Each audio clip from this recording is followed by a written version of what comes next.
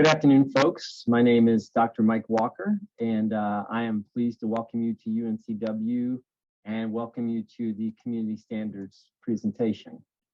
One of the things that we're going to hit upon today during the presentation is community standards at UNCW. That'll be the main theme of our time together in a couple of respects, both broadly in terms of the community standards of the institution, but also specifically to the UNCW campus, including the residence halls, the classroom, and the greater Wilmington community.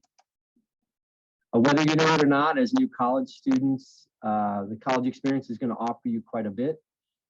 Probably not things you're thinking about necessarily today, but certainly life skills, things that you will need to master after college. Certainly job skills, getting you ready for a career or graduate study. Studies show that individuals who earn a bachelor's degree over their lifetime earn twice as much as their high school graduate counterparts. So certainly financial security, including things like access to healthcare and things of that nature, are important. And then finally, leadership skills. The hope is that after you leave UNCW, you will be a leader in your career field at some point. Again, nothing to focus too broadly on today, but while you're a UNCW student, there are certain experiences you can have that will yield even more positive benefits to you. We call these high impact practices. They're listed on the screen. So for example, if you're going to be part of a living and learning community, or you're going to study abroad, or you're going to do community service and active sort of external engagement in the Wilmington community, if you're going to be engaged in the arts at a specific level, those are all high impact practices. So we would encourage you to engage in as many of these practices as possible while you are enrolled at UNCW. So again, in terms of our expectations, not unlike things that you probably heard from kindergarten forward, right? We want you to treat one another as you would want to be treated yourself. We want you to speak up when you hear offensive remarks, but also, and I'll talk about this in a second, understand the benefits and importance of freedom of expression and honoring the First Amendment.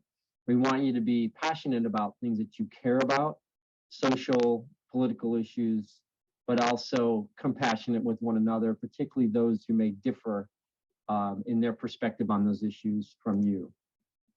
So again, self-accountability, including many of you after your sophomore year may live in the Wilmington community. Understand that when you do that, you're going to be living around some students, but many non-students, adults, seniors, families with kids, things of that nature, people who have to get up early and go to work. So we want you to be respectful of your neighbors when you're in the Wilmington community at all times. And as I said before, a big part of the college experience is broadening your horizons around the people that you are with and surrounded with. The UNCW community is highly diverse. You're going to be exposed to a lot of different people, different backgrounds with different perspectives. And we want you to practice being tolerant and to be respectful of those who have opinions and perspectives that differ from yours. The SEAC Respect Compact is our sort of living, breathing value statement that was written by students, faculty, and staff years ago. You will see it in most classrooms, most residence halls, most academic buildings. I would encourage you to stop and look at it from time to time, and definitely to practice it in your life as a UNCW student. That's also important to us.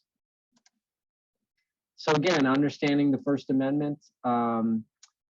When you're at UNCW, you're going to be around a lot of different people, as I said, but also some guests who come to campus to speak on various things, right? And understand that UNCW as a public institution is very much in support of and defends the Constitution, including the First Amendment, and asks our students to do the same.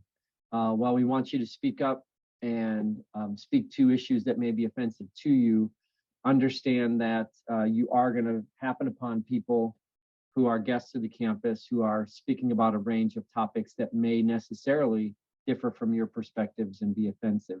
When that happens, you have a couple different options. You could elect to not be present. You could attempt to engage in civil dialogue with them, etc. And if you have concerns about things you're seeing or hearing, you could certainly talk to a staff member. But again, understand the expectation is that we become highly tolerant of perspectives that may differ from our own on our college campus. In fact, we are asked to show this slide to all new students, as does every school in the public UNC system, that it's a violation for students, faculty, or staff to interfere with or interrupt the speech of others. And that includes people attempting to interrupt your speech as a member of our community. As a Dean of Students, one of my favorite jobs is going out and doing community service with our students. So I hope through the Office of Campus Life, if you see an opportunity to engage in the Dean's Day of Service, that you will elect to do so. I would look forward to meeting you that way. Dr. Chip Phillips would typically cover this next part. He's our Assistant Dean of Students. I'm going to do that on his behalf. There are some things we want you to know about ahead of time that you'll have an opportunity to engage in as new students here, that we really want you to make some good choices around. And those are common behaviors that impact all college students, including the use of alcohol and other drugs. We certainly want you to have a good time while you're here, but we are obligated to enforce the law, which means that by the law, both underage consumption of alcohol under 21, as well as any use of illicit substances, including marijuana or other drugs, are still illegal in North Carolina. And therefore, those are laws that we have to enforce. At the same time, we do abide by North Carolina medical amnesty, which means that if you or somebody you're with is in medical distress based upon alcohol or other drug ingestion, we want you to immediately call 911 and not worry about the legal or campus conduct policy repercussions of doing so. We're going to be highly flexible when it comes to that, with the focus being on getting the person help who needs it and not on the formal conduct process that follows. So just understand that, never hesitate to do that. In many cases, the people who are making the call and the people they're calling for will be fully exonerated from the conduct system because they did the right thing and made that call. So again, behaviors that could jeopardize the hard work that you did to get into UNCW includes things like disorderly conduct, certainly sexual misconduct, any physical altercations, communicating threats to others. Those are things that will absolutely hamper your ability to remain in good standing at UNCW and or stay a student at UNCW. The conduct system is educational in nature, and reading from left to right on the screen, it starts with, for most cases, things like written warnings and informal remedies. But for more serious or ongoing offenses, things like disciplinary probation, which is typically for a year and could disable your ability to participate in certain things like leadership opportunities and or studying abroad. Suspension from the institution, where unlike being in high school, suspension may have been for 1 to 2 weeks. At UNCW, it's typically for a full year. If you are suspended, your name goes into a database in the state of North Carolina, accessible to the other North Carolina public institutions like State, Chapel Hill, et cetera. And therefore, that could disable your ability to transfer to those schools if you are suspended from UNCW. Your grades would revert to zeros, and you would lose your tuition and other money for the semester. So it's a big deal to be suspended from UNCW. Try not to engage in behaviors that might warrant suspension, okay? And hopefully it won't get to that point. We're going to talk about the honor code in a separate slide. So again, implications of the student conduct process.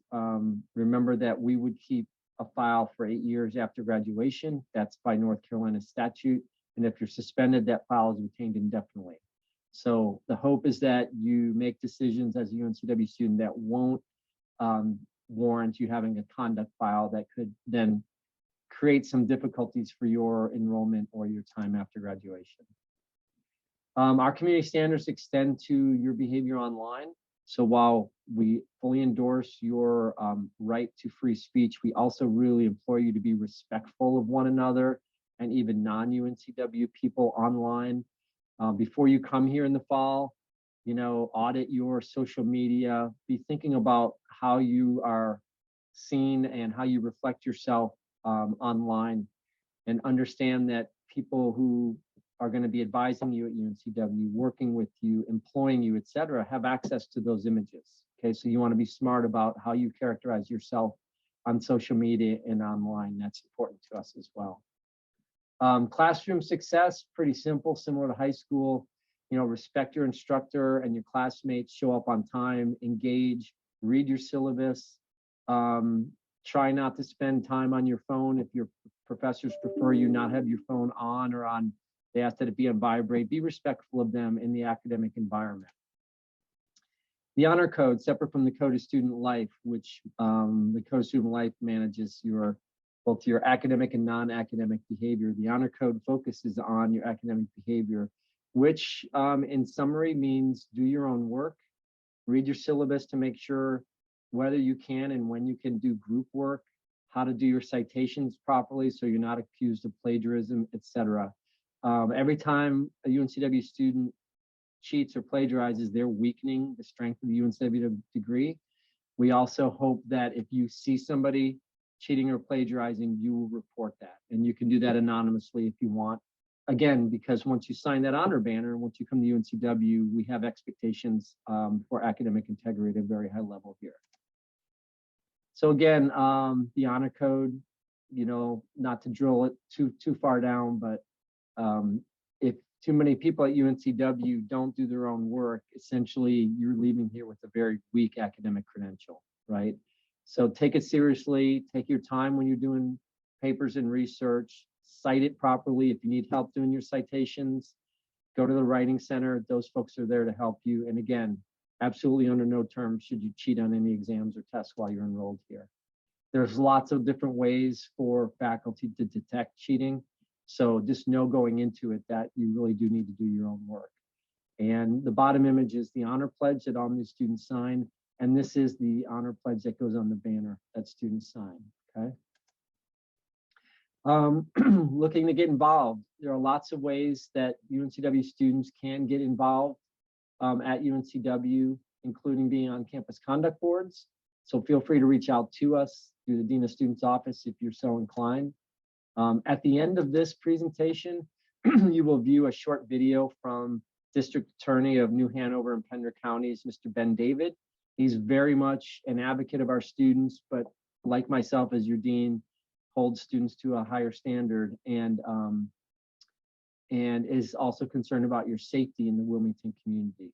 His office is a resource for you. His message is really powerful for you to hear as a new student. So at this time, you will be provided a link that will run you through his video, and we'll start that right now.